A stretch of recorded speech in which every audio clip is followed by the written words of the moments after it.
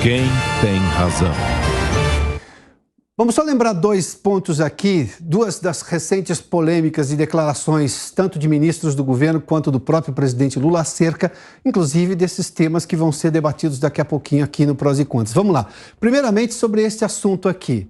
Há uma posição do ministro do Trabalho em relação a isso, que ele está querendo mudar o regramento do microempreendedor individual, porque isso poderia aumentar a contratação com carteira assinada. Ou seja, há uma visão anacrônica do governo que trabalha só quem tem carteira assinada, sendo que a economia evoluiu muito e muita gente pode querer apenas ser um microempreendedor individual, que pode ser o começo, inclusive, de uma empresa maior no futuro. Os pequenos negócios são responsáveis por 1/4% do PIB. Eu fiz menção antes, isso é uma estimativa conservadora. Há números que chegam a 30% de pequenos negócios, independente da área em que atuam. Vamos lá. 76% das novas empresas abertas foram por mês, ou seja, gente que talvez não viu mercado, não viu espaço no mercado de trabalho, empreendeu e hoje tem uma microempresa individual, ou é um microempreendedor individual.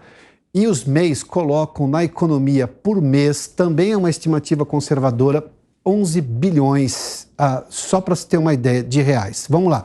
O outro dado, todos os países que têm bancos independentes ou autônomos, bancos centrais. Aqui, desde os Estados Unidos, países da zona do euro, países sul-americanos como Chile e Colômbia, ou competidores internacionais com o Brasil por semelhanças várias, como, por exemplo, o México, que fica na América do Norte. Mas você tem Nova Zelândia, Coreia do Sul, Reino Unido, Japão, enfim, República Tcheca. Só para você ter uma ideia que isso não é novidade alguma. O Brasil tem o seu Banco Central autônomo desde 2021. Foi uma decisão negociada no Congresso Nacional e depois sancionada pelo presidente Jair Bolsonaro. Bom, vamos seguir para o nosso debate aqui. O fato é que nós temos hoje uma discussão que são assuntos praticamente anacrônicos. Discutir qual é a melhor forma de contratação. É importante que as pessoas tenham renda. E no caso dos MEIs, por exemplo, do microempreendedor individual, eles têm CNPJ, eles pagam imposto, ou seja, eles são formais. Além do que, não só adquirem renda para si próprios e, obviamente, podem dar vazão a um negócio que pode se tornar muito maior lá na frente, como também eles contribuem para a riqueza do PIB, ou seja, para a riqueza do país. Além do que, tem a questão do Banco Central também, que, de novo, o presidente fica discutindo toda essa questão. Eduardo Velho, seja bem-vindo uma vez mais, eu preciso te ouvir. Do ponto de vista da economia, o governo percebeu que a economia se mudou bastante nos últimos anos? Porque parece que está com um discurso de 2003 ainda. Parece que o discurso é o mesmo de uma campanha, né, de anos atrás, onde constatamos empiricamente os erros, né, uma gestão falha, inclusive, na condução dos empréstimos do BNDES. Né? O BNDES, na verdade, ele concentrou muitos esforços, muitos recursos em grandes empresas que podem facilmente captar recursos do mercado internacional. E não, o ideal seria financiar empresas com dificuldade de captação, sim, tanto doméstica como internacional. E também concedeu diversos e múltiplos empréstimos para países onde a taxa de retorno foi negativa, não houve pagamento de empréstimo em quase todos, praticamente, inclusive os da África, inclusive onde eu trabalhei também, Angola também. Então, ou seja, o grande receio hoje que o mercado tem é um novo BNDES, mas voltando àquela época de 2014, 2015, né, 2013, né? Ou seja, uma gestão meio sem critérios de risco na concessão de empréstimo. Esse que é o grande receio aí. E lembrando que o BNDES é um grande instrumento realmente que pode ser utilizado no mercado de capitais como financiamento de médio e longo prazo. Deputado Gilson Marques, seja bem-vindo, boa tarde ao senhor. Quando a gente olha para esses discursos do governo, eu citei mais cedo aqui na abertura do programa, teve aquela história do saque aniversário do FGTS e voltaram atrás. Política de preço da Petrobras foram e voltaram atrás. A isenção de impostos federais nos combustíveis, disseram que não queriam, depois tiveram que voltar atrás. Ou seja, é uma série de idas e vindas. Agora vem o presidente Lula com relação à questão do Banco Central, ataca a taxa de inflação, reclama da taxa de inflação, reclama da autonomia do Banco Central, mas não propõe absolutamente nada, ou seja, nada que seja factível, responsável e que converse com a economia moderna. Na sua opinião, há algum mérito nessas propostas do governo, nessas ideias do governo? Mérito nenhum. Na verdade, a narrativa é que está sendo boa, está sendo para servir como desculpa. Na verdade, o governo agora está colocando no colo do Banco Central, do presidente central, a culpa pela inflação. Então ele coloca o neném de 6 meses jogado ao mar e ele morre afogado e diz que a culpa é do neném porque ele não sabe nadar. Sendo que toda a irresponsabilidade fiscal, aliás, 170 bilhões de rombo pela PEC do estouro, vai gerar, obviamente, inflação de preços. E isso é que o presidente Lula está fazendo, passando a culpa para o Banco Central, sendo que esse juro alto só é consequência da irresponsabilidade fiscal que ele mesmo está tomando e a cada dia vem anunciando que vai continuar fazendo. É um grande absurdo. Eduardo Velho, é importante o deputado citar essa questão de que o juro alto é justamente para conter uma inflação que o governo parece não preocupado em conter e aí, obviamente, em criar pelo menos alternativas, porque o presidente está reclamando, o presidente Lula está reclamando da questão da taxa de juros, da taxa de juros e também da taxa de inflação, da meta de inflação. Ele queria mexer nas duas coisas.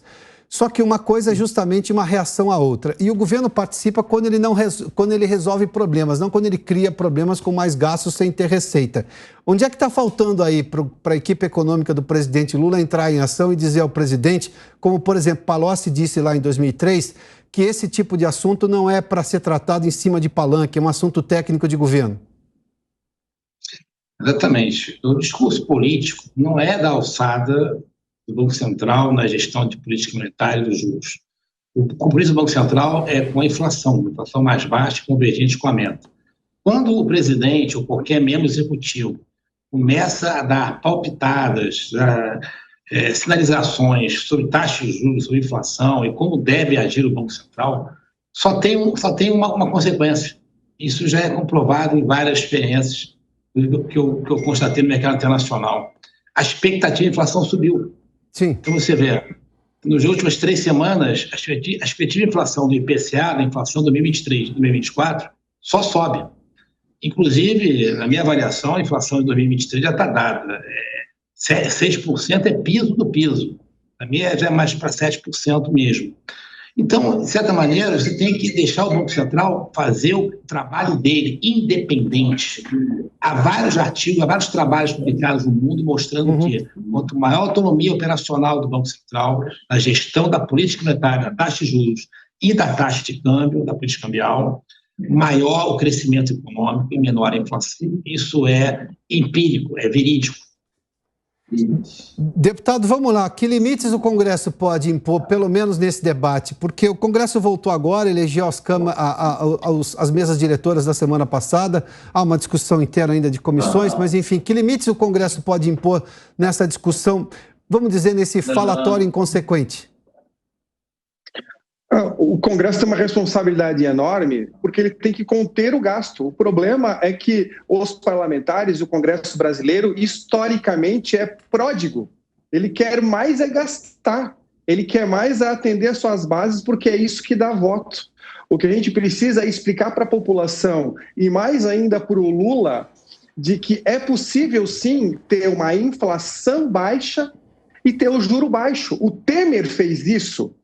Baixou a Selic de 6%, inflação para 3%, fazendo o quê? Criando a lei do teto de gasto, Sim. Que é o que o Lula a todo tempo ataca. E o que o Congresso fez?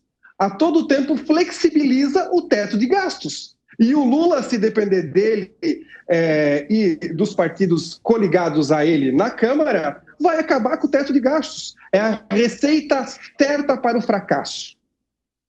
Deputado, o senhor citou o governo Temer e depois a gente teve, mesmo com esses juros mais altos para conter a inflação do Banco Central, no ano passado o governo brasileiro arrecadou mais, vai crescer acima de 3%, apesar de, digamos, de toda essa preocupação fiscal.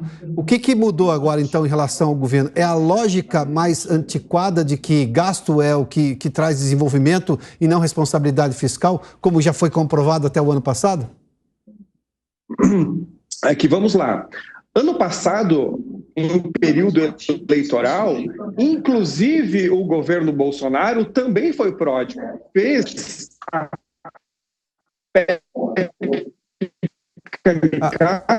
onde foi autorizado um gasto enorme. Então, em ano de pandemia, já começou a acarretar o início da inflação. Perceba, inflação é aumento da expansão monetária. Em 2 anos, aumentou 40% a disponibilidade de moeda.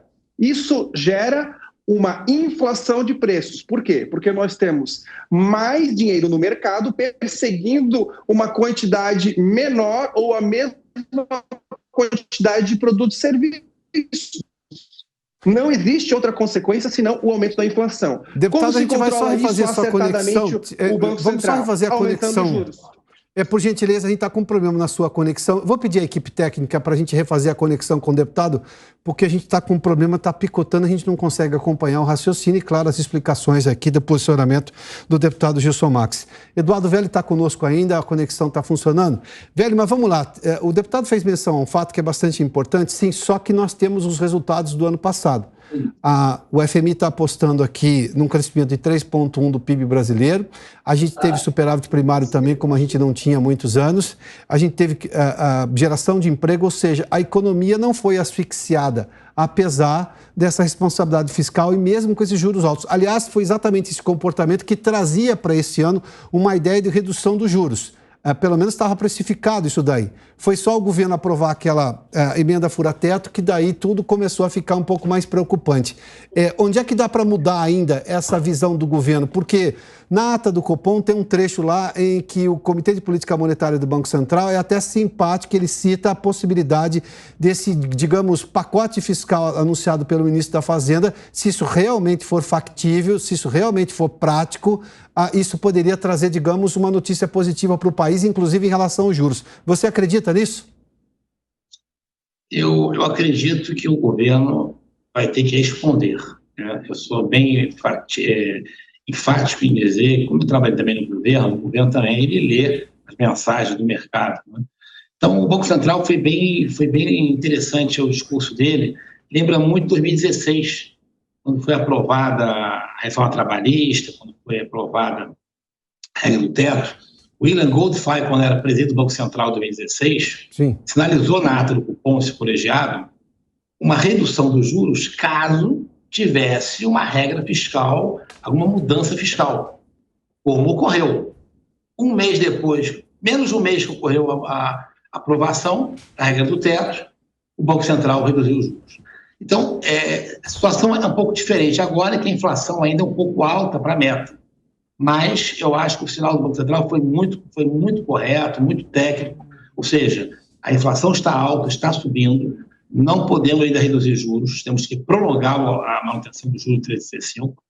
E se o governo colaborar, fizer um avanço na reforma tributária, fizer uma meta, um novo arcabouço fiscal, que estabilize a dívida pública e que seja factível para o mercado, ou seja, o mercado acredite que seja factível, que ele vai cumprir essa meta, há possibilidade ainda, no segundo semestre, talvez até de cair os juros. Mas, por enquanto, com a mediana da inflação do mercado subindo, dificilmente o Banco Central pode reduzir juros e, consequentemente, o Banco Central tem que manter o seu caráter independente, a sua autonomia operacional conquistada aí com muito louvor, e é um dos poucos países aí que tem defendido muito bem o regime de metas.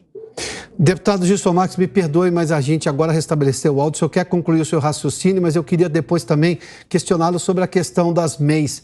Essa visão de que emprego bom é só emprego com carteira assinada, sendo que o sujeito pode ter um negócio regularizado, formalizado, e isso pode abrir um universo completamente diferente. Mas o governo ainda tem uma ideia de patrão e funcionário. Não, eles querem mandar embora o Uber e deixar que o Correio faça o transporte de pessoas. Já virou meme isso aí, inclusive, na internet. Não, é ridículo. O problema é que, de fundo, é uma discussão muito maior.